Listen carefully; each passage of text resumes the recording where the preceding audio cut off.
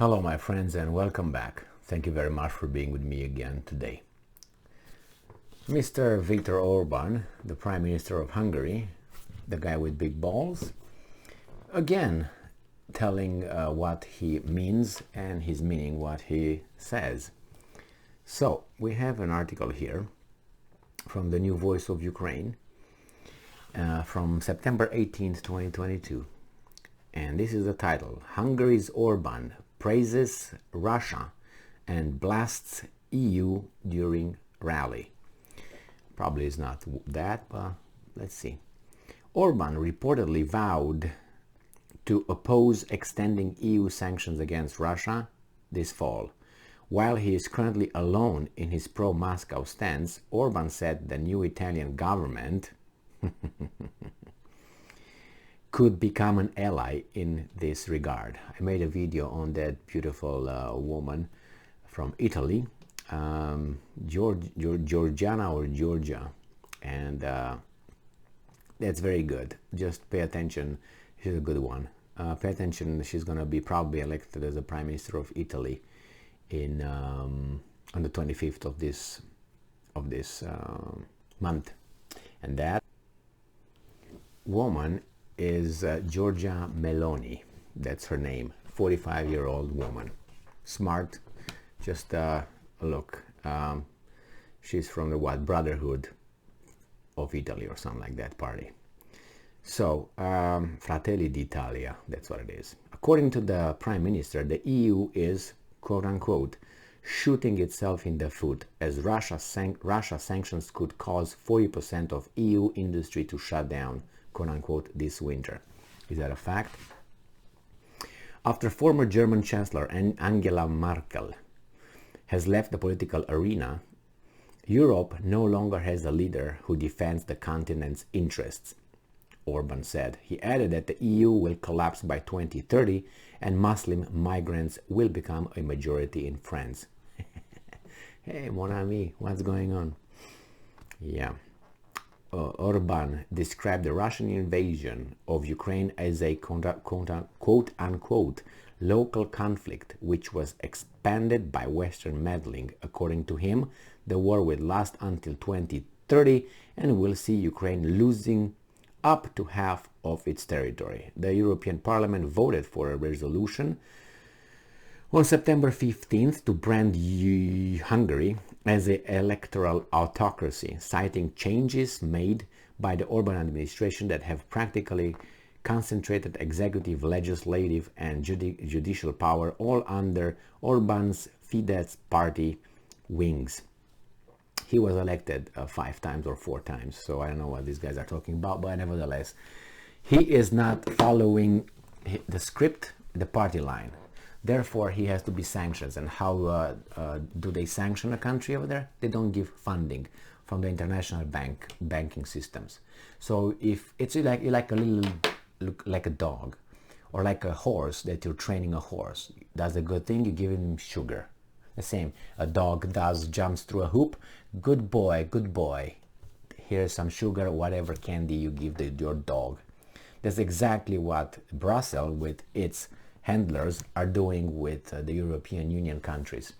And the problem is not this so-called union. It's not that. It's that the countries, the leaders, and the mass media made the population to want to get into it because they had a higher standard of living. But you become a serf while you do that. And by that, they destroy your societies by coming up with certain kind of ideas and new values, and they impose those values somehow to each and every culture and tradition in Europe. Therefore, diversity is not their strength somehow. They don't like diversity. They want everybody in lockstep marching, like a parade in Nuremberg, 1943 or 1942.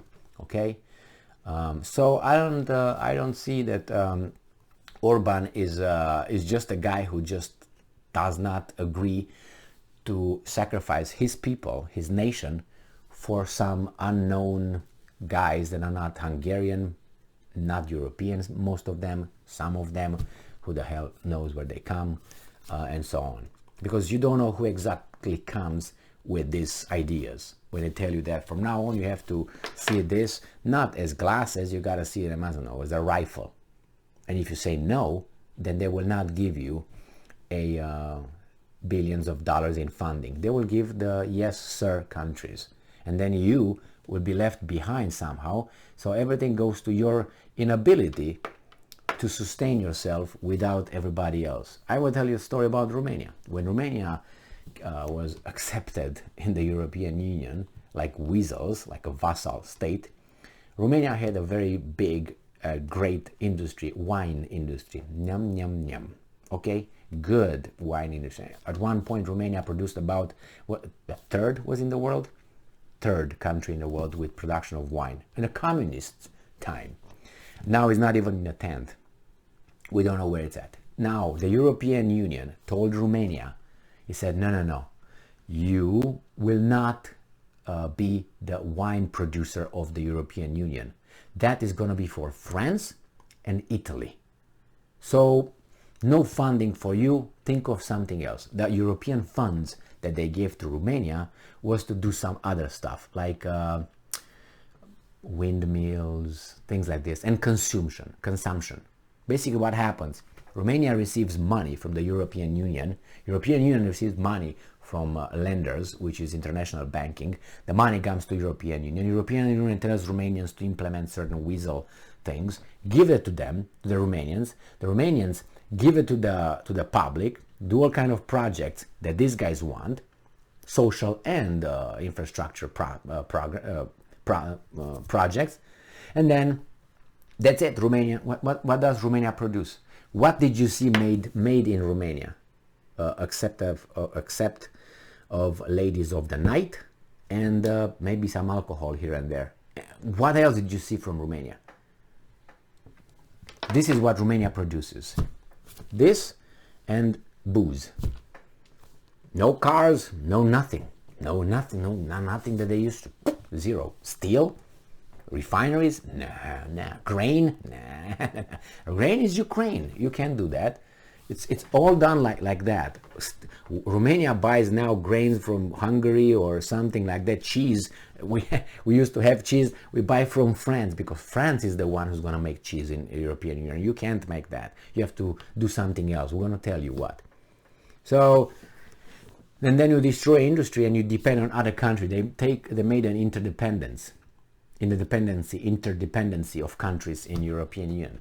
So Orban, I don't know what he's going to do. So far he's okay, but I just read another article. I think he's going to be cheated. European Union already blackmailed him with, I think, $4 billion in European funds that we're going to give to other countries and not going to give you, and you're going to be left behind. You know what I mean? So this is the way it works. Blackmail, financial blackmail. From money made on the paper by some faceless bankers. And Orban says certain things like what he said is in the interest of his country. If we impose sanctions on Russia, we're going to be bad. Well, the Russians are going to come and attack us next. No, that's a scenario. I can give you another one. Jesus Christ is going to come and make peace by then. Why your scenario should be more accurate? Tell me the evidence. Show me the evidence that shows that would happen. I think I can give you more evidence on my scenario than you can give me in your scenario. So yes, Orban is for his people, by his people, and everybody can themselves. Thank you very much for being with me again today. Stay strong, stay smart, look for the truth, and be just.